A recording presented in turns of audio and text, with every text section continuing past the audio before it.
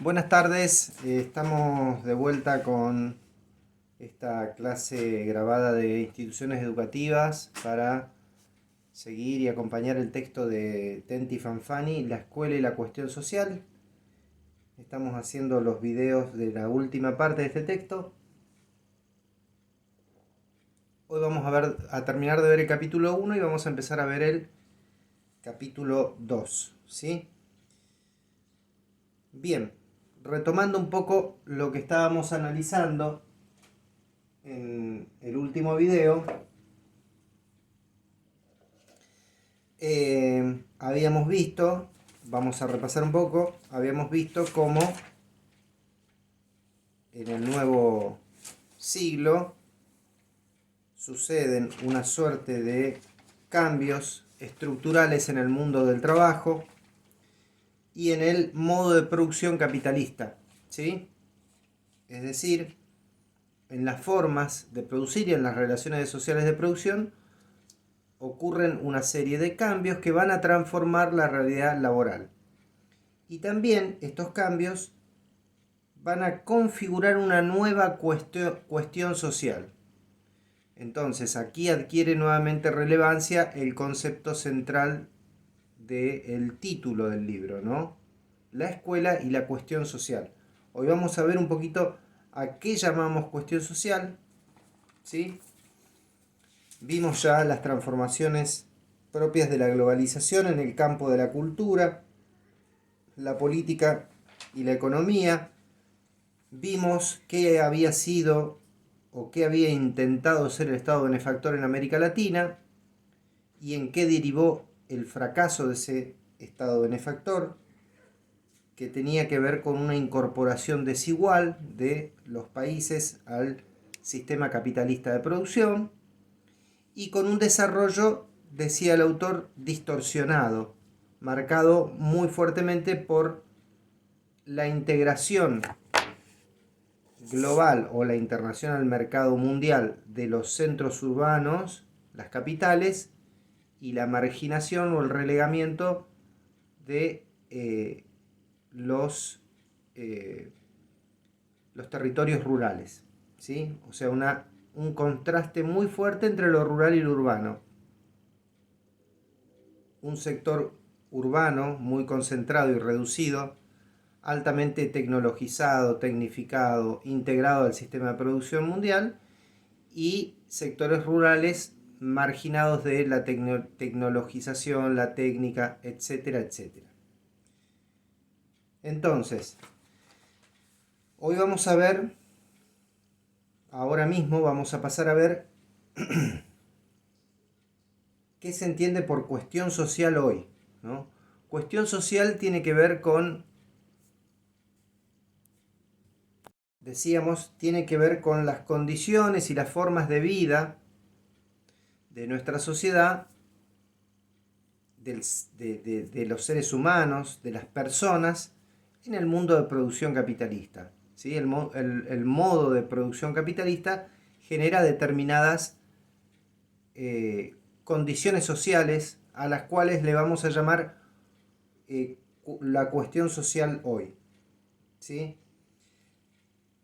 Es decir, durante todo el siglo XX, que es la época en la que el autor analiza estas transformaciones y la realidad del modo de producción capitalista, durante todo el siglo XX, la cuestión social estaba vinculada muchas veces a la marginalidad, a las malas condiciones laborales, a la mala paga y a la informalidad. Habíamos visto y habíamos desarrollado cómo el sector informal era mucho más grande que el sector formal de la economía.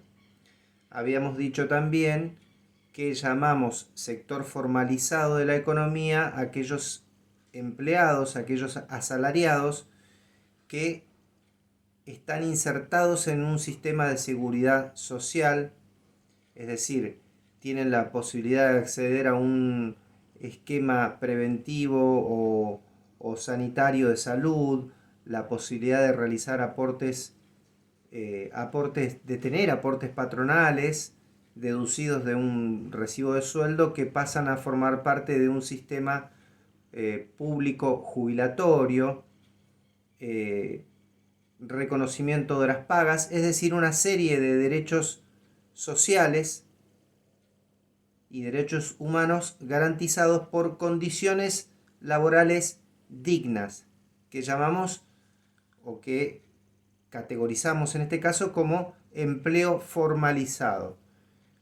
El empleo informalizado es la contracara o la otra cara de la moneda de esto, ¿sí? Es decir, es todo lo contrario a esto que acabamos de decir. No tener aportes patronales, no tener acceso a la salud, a un sistema de salud prepago, ¿no? No estoy diciendo que no haya acceso a la salud. En la Argentina, como bien sabemos, existe un sistema público de salud, sanitario de salud, bastante golpeado, ¿no? Y atravesado por las distintas crisis financieras y económicas, y muchas veces también por la falta de financiamiento y la desidia de políticas estatales que lo han vapuleado grandemente, o gravemente, perdón, corrijo. Entonces, aún así, siendo que existe un sistema de salud, alguna sala, en los casos, en las provincias donde hay salas de atención primaria, no en todas las provincias hay, y hospitales, muchas veces los trabajadores informales no tienen las herramientas y el conocimiento necesario como para poder llegar y acceder a ese servicio de salud público garantizado por el Estado, ¿sí? Hechas estas aclaraciones, bueno, seguimos avanzando en esto que decimos que es la cuestión social, ¿no? La cuestión social tiene que ver hoy con nuevas configuraciones económicas y sociales generadas por el modo de producción capitalista. ¿Qué pasa con el modo de producción capitalista o qué pasa con el capitalismo? Para hablar ya directamente de capitalismo y dejar de lado este concepto de modo de producción. Hablemos de capitalismo. ¿Qué pasa hoy con el capitalismo? ¿No? Bueno, el capitalismo es este modo de producción que ya explicamos en los videos anteriores, que con el paso del tiempo y con la tecnología que lo ha ido complejizando y diversificando, ha generado este capitalismo nuevas configuraciones económicas y sociales, va a decir Fenty Fanfani. ¿Sí? Ahora bien, quedémonos acá, ¿no? Estas nuevas configuraciones económicas y sociales van a estar caracterizadas, va a decir el autor, ¿sí?, por ser más eficiente para aumentar la producción que para distribuir la riqueza, ¿sí? Es decir, tenemos nuevas configuraciones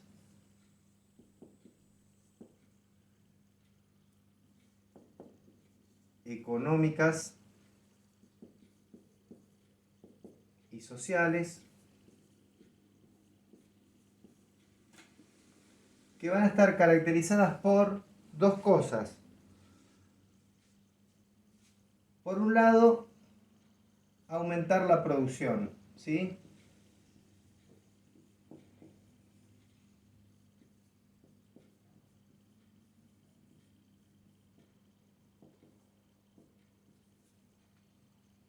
Y por otro lado,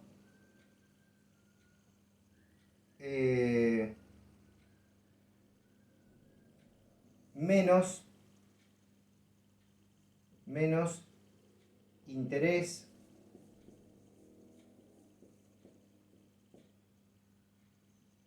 por distribuir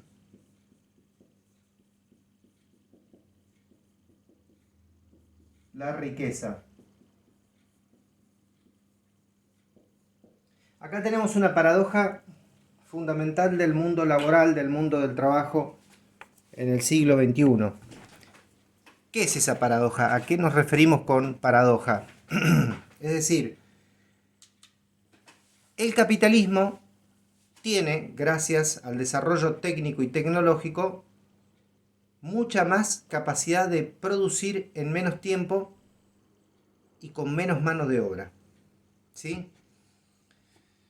Entonces, hoy podemos decir que con el 50% de la mano de obra de los trabajadores ocupados en la década del 60, hagamos un ejemplo, vamos a hacer un ejemplo burdo.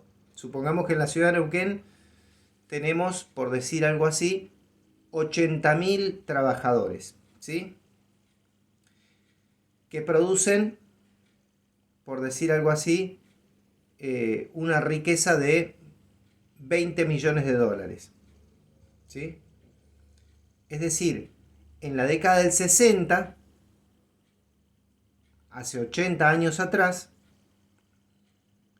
para producir 20 millones de dólares necesitábamos 160.000 trabajadores. Hoy con la mitad de esos trabajadores, con 80.000 trabajadores, producimos la misma riqueza, 20 millones de dólares o mucho más. Por consiguiente, esa riqueza está cada vez más concentrada en los dueños de las empresas productivas o de las empresas que producen o que prestan servicios. Es decir, el capital cada vez se concentra más. Con la mitad de los trabajadores que necesitamos hace 60, 80, 50 años atrás, producimos el doble de lo que producían esos trabajadores. Entonces, hay una relación inversamente proporcional. Cada vez hay menos mano de obra, pero cada vez se produce más. ¿Sí? Esta es hoy la paradoja del sistema de producción capitalista. ¿Y por qué digo paradoja? Porque el sistema productivo prescinde de la contratación laboral. ¿Sí? Es decir, cada vez necesita contratar menos gente para producir más y mucho más. Esa es la gran paradoja del mundo del trabajo hoy en día.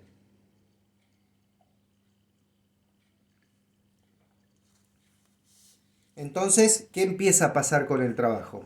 Bueno, los trabajos son cada vez más precarios e inestables, ¿no?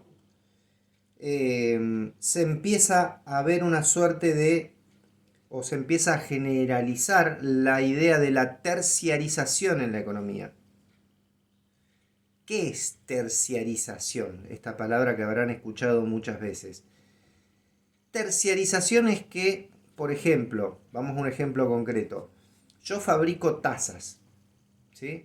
Si yo como empresario, contrato trabajadores, los contrato en relación de dependencia, le pago sueldos, le pago aportes patronales, le pago salud, educación, todo lo que indica la Ley Nacional del Trabajo, ¿sí? Esta tasa de costo va a tener 20 pesos, ¿sí? Ahora, ¿qué pasa? De repente, yo, empresa que produzco tazas,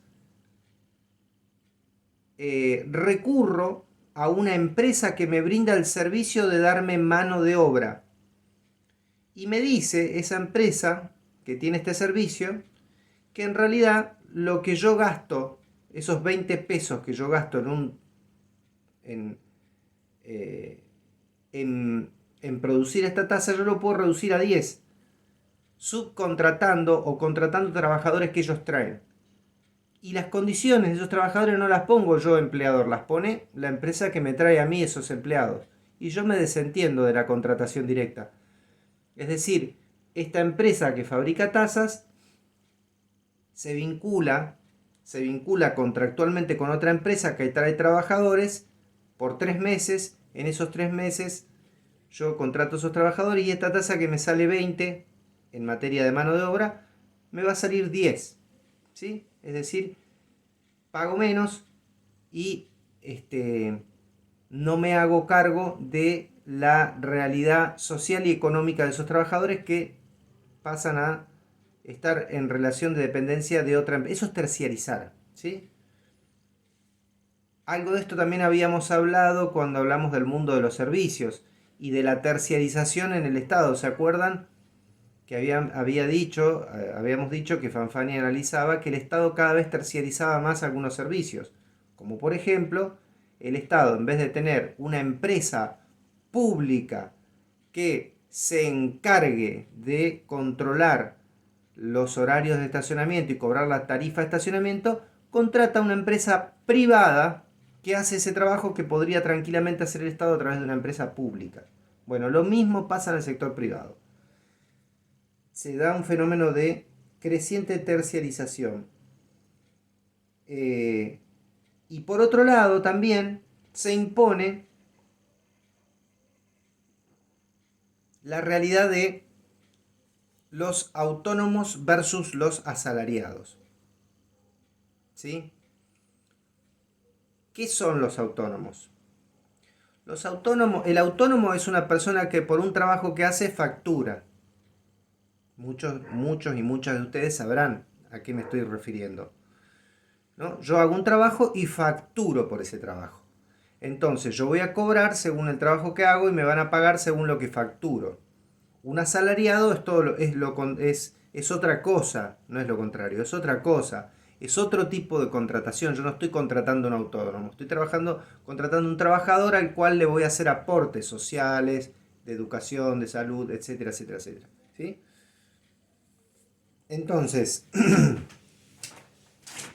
esta es la nueva configuración económica y social de los trabajadores, ¿sí?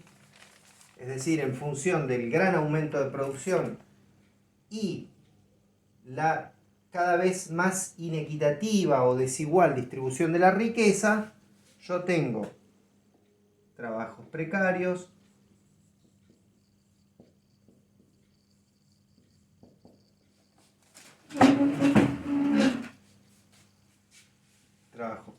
habíamos dicho,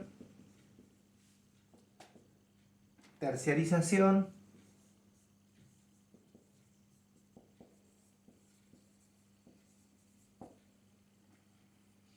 y la competencia entre autónomos versus asalariados.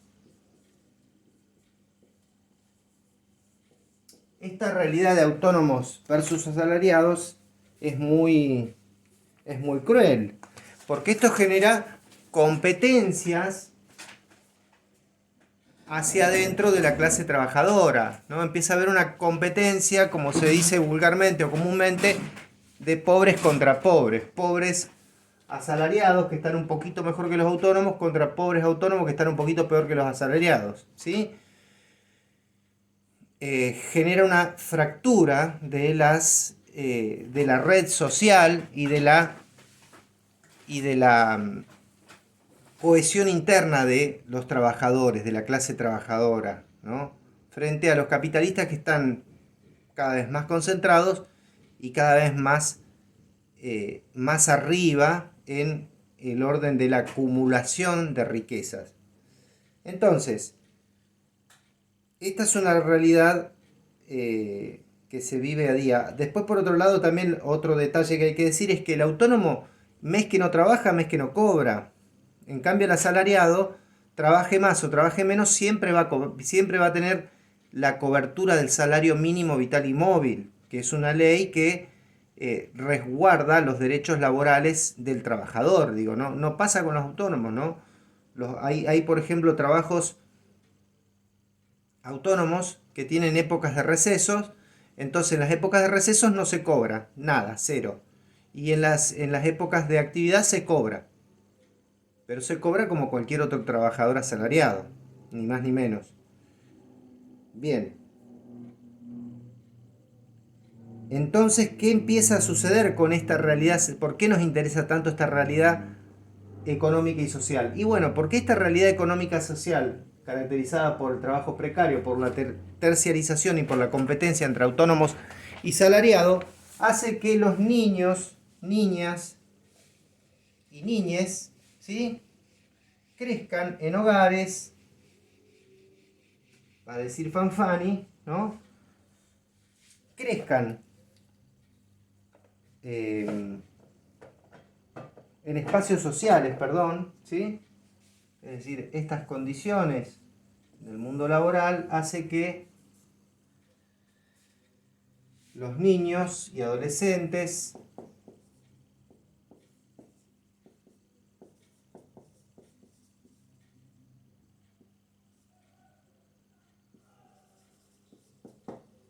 van a crecer, dice el autor, en espacios familiares y sociales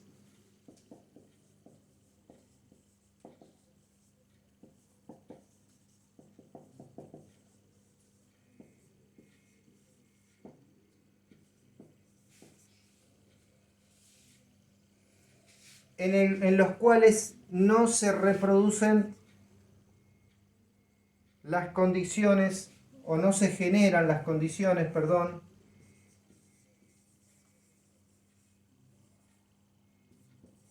las condiciones para la reproducción social.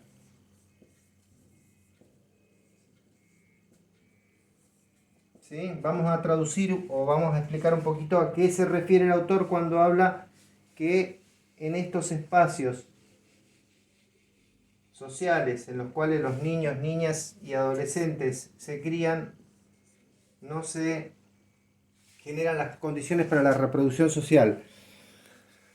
Acá estamos haciendo referencia al hecho puntual y concreto de que en esos espacios sociales y familiares los trabajadores no logran llegar al mínimo indispensable para poder alimentarse bien, tener acceso de salud, vestirse adecuadamente y vivir dignamente, como para seguir reproduciendo. Por eso dice, no se generan las condiciones para la reproducción social. Cuando hablamos de la reproducción social, nos estamos refiriendo al hecho de que una persona tiene que ganar lo mínimo y lo indispensable para poder reproducir, para poder reproducir sus condiciones de vida, ¿sí? Por eso habla de reproducción social, porque el hombre con lo que gana, si es digno y es bueno ese ingreso, reproduce sus condiciones sociales de vida, ¿sí?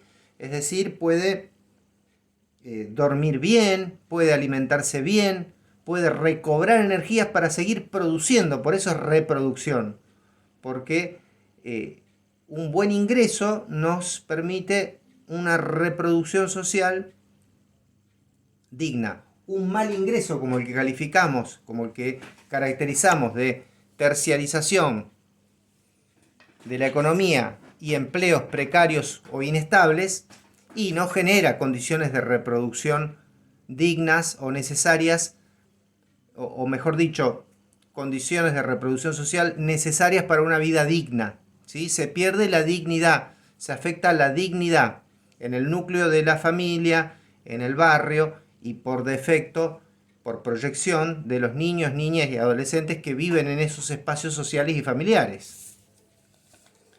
Entonces, toda esta realidad económica y social termina siendo directamente un elemento de influencia directa en nuestras condiciones cotidianas de vida, ¿sí?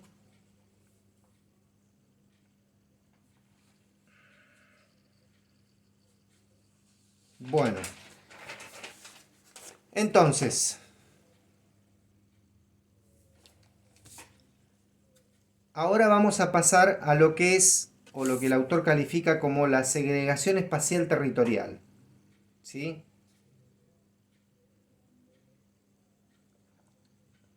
Hay una segregación espacial y territorial de niños que existen, que llevan a una existencia al margen de condiciones dignas de vida, ¿sí? Es decir, a ver, vamos a explicar un poquito esto. Primero, lo que va a decir el autor es que tenemos una segregación territorial, ¿sí?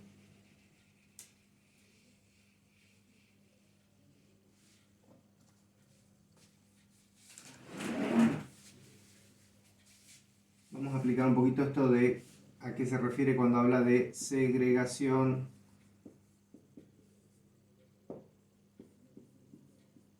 territorial.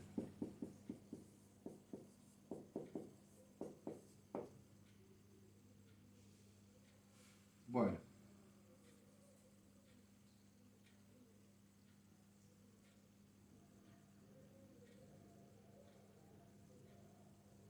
Vamos a cortar acá y vamos a subir este video, así continuamos con otro.